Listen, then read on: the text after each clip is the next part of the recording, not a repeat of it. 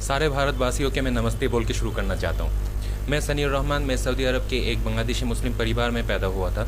मतलब मेरा पासपोर्ट में लिखा हुआ है कि मैं बांग्लादेशी हूँ, लेकिन मैं अपने आप को मुस्लिम नहीं मानता और मैं अपने आप को भारत को तोड़ के बनाया हुआ बांग्लादेश का नागरिक नहीं मानता, क्योंकि मेरा जो ये मुस्लिम परिचय है वो तलवार के बलबूते पर ज़बरदस्ती बनाया गया था। तो आप पूछ सकते हैं कि मेरा परिचय क्या है। मैं अपने आप को सनातनी मानता हूँ और यही मेरा पहचान है, यही मेरा परिचय है। क्योंकि अगर अरब साम्राज्यवाद के कुछ मुस्लिम भारत में आक्रमण करके मेरा पूर्वज जो सनातनी थे उनके गले में तलवार रख के ज़बरदस्ती उनसे कलेमा मतलब ला इलाहा इल्लल्लाहु मुहम्मद रसूलुल्लाह ना पढ़ाता और गाय का गोश्त ना खिलाता, तो मैं भी आज कोई सनातनी घर में पैदा होता और मुझे भी बाकी सनातनियों की तरह गायत्री मंत्र पढ़ाया जाता। अभी आप पूछेंगे कि भारत के मुस्लिम लोगों के पूर्वज पहले सनातनी हुआ करता था? बिल्कुल, क्योंकि भारत में तो शुरुआत से ही एक ही धर्म था, सनातन। मुस्लिमों का तो कोई नामो निशान नहीं था दूर दूर तक। अखंड भारत में तो एक भी मुस्लिम पैदा नहीं होता।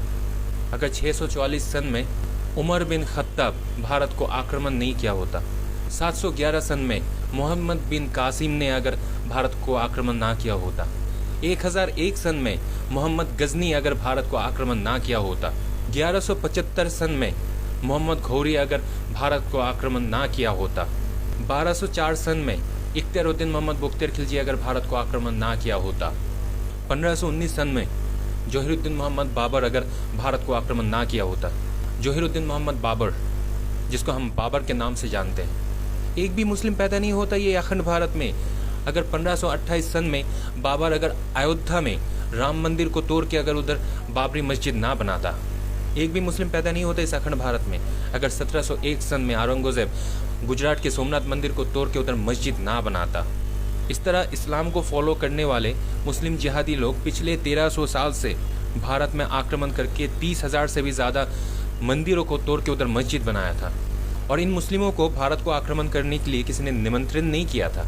अभी मैं आता हूँ, मैं अपने आप को किस हक से बांग्लादेश का नागरिक नहीं भारत के नागरिक बोलता हूँ। अगर 1947 में हिंदू मुस्लिम के आधार पे कुछ हिपोक्रेट नेता भारत माता को तोड़ के पाकिस्तान ना बनाता और पाकिस्तान के अत्याचार से तंग आकर 1971 में बांग्लादेश आज़ाद ना होता, तो आज मैं अपने आप को गर्व से बोलता कि मैं दुनिया के चौथी शक्तिशाली मुल्क भारत का नागरिक हूँ। ऐसे ही कुछ सच्चाई बोलने की वजह से 2013 में मेरे ऊपर इस्लाम के फॉलोअर मुस्लिम जिहादियों का हमला हुआ था।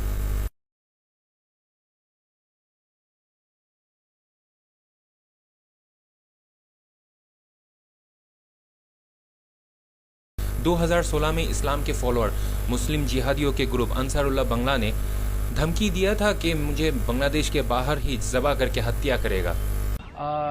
मैं क्लियरली बोलना चाहता हूँ, ये सारे मुस्लिम ऑर्गेनाइजेशन ही हैं, जैसे जीएमबी है, फिर अंसारुल बंगला, फिर जमात इस्लाम, हिज़्बुत तहरीर, हरकतुल जिहाद, इन तरह का जितना भी मुस्लिम ऑर्गेनाइजेशन है यानी टेररिस्ट ऑर्गेनाइजेशन, ये सारे मेरे यानी धमकियाँ देते रहते हैं कि तुम अपना ज़ुबान बंद करो नहीं तो हम लोग तुमको मार डालेंगे।